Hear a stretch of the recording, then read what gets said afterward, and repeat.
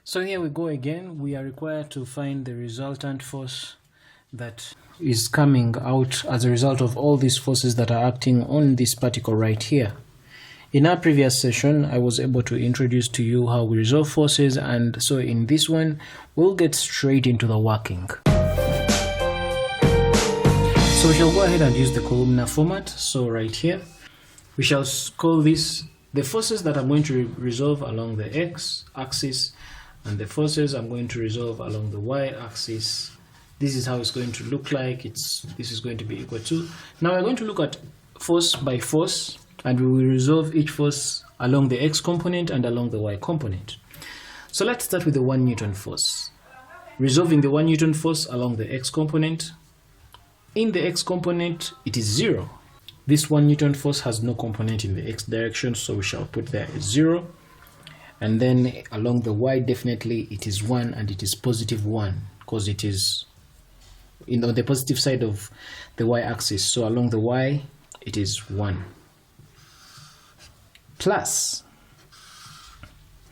let's resolve the 2 Newton force along the x-axis. The 2 Newton force along the x-axis, it is 2 cosine of 30. And of course, definitely the 2 cosine of 30 is positive because this is in the positive side of the x-axis. And then along the y component, this 2 Newton force along the y component, along this, it's in the positive side of the y-axis. It is 2 sine of 30. We proceed. We add. We go on to the 3 Newton force. If you look at the 3 Newton force, it is along the x-axis. It's in the positive side of the x-axis, this component in the x-axis, so it is going to be 3 cosine of 40. And then along the y-axis, this is it's pointing downwards, so it's going to be 3 sine of 40. But it's a negative value because it's pointing in the negative side of the y-axis. Then finally, we look at the 4 Newton force.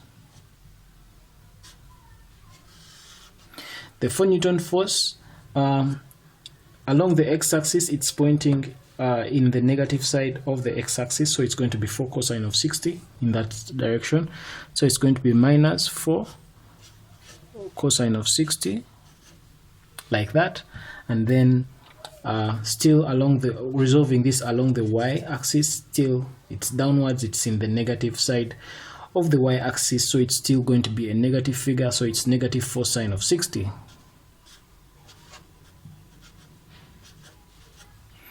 Now, if you're looking at this video for the very first time and you're wondering how I'm coming up with the cos, sine, you're still being mixed up with how do you know when to do cos, how do you know when to call it sine. I explained those things in detail in our previous session. I'm not going to repeat myself. If you're still confused at that level, please watch the previous session. Link to that is in the video description. So after doing this, then we shall simply go ahead and add up the values of x alone and then the values of y alone. And this is what we come up with. So when we add up the ones that are at the bottom, we end up with negative 3.39. So in other words, our forces resolved in the x direction are this, and then the forces resolved in the y direction are that. So after finding that, then we go ahead and draw our triangle of forces to help us to find the resultant force. So let's draw our triangle of forces right here. So this is going to become, we have positive 2. So meaning that this value of this resolution of forces in the x direction is in the positive, it's on the positive side of the x-axis, and so we are going to draw our arrow in the positive side of the x-axis like that. So this is going to become like that right there, and this is going to be 2.0301.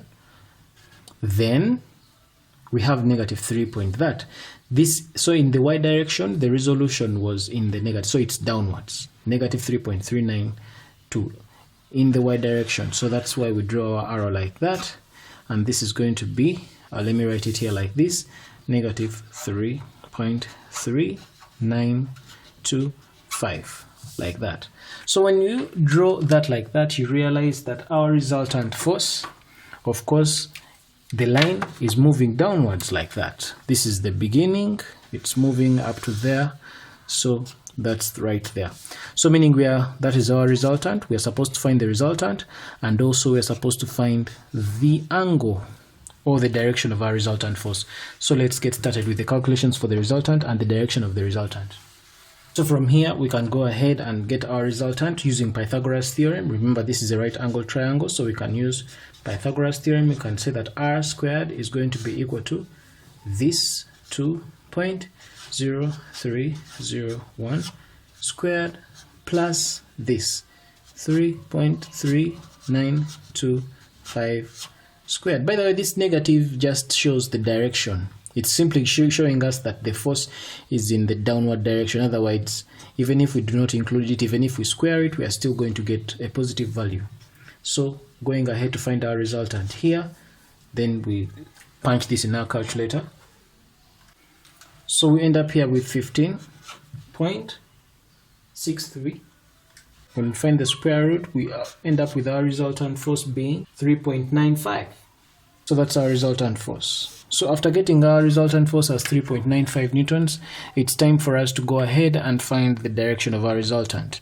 Now if you look at this, this is a right angle triangle, so we can use trigonometry to find the value of theta. So we shall use tan. Tan of theta is going to be the opposite over the adjacent. So its opposite is this, opposite of adjacent.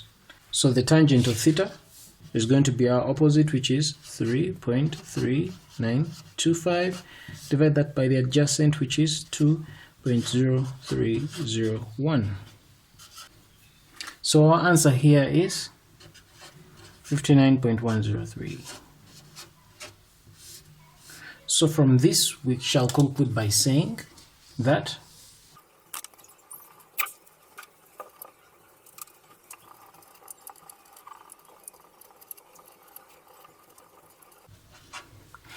that's how we conclude that it is 3.95, that's the resultant force, and this resultant force is acting at 59.103, which is what we got here, below the positive x-axis. As you can see, this from our triangle here, this is the positive x-axis, and the resultant force is acting below it. It's acting at a certain angle theta below the positive x-axis, and so that's how we conclude our resultant force.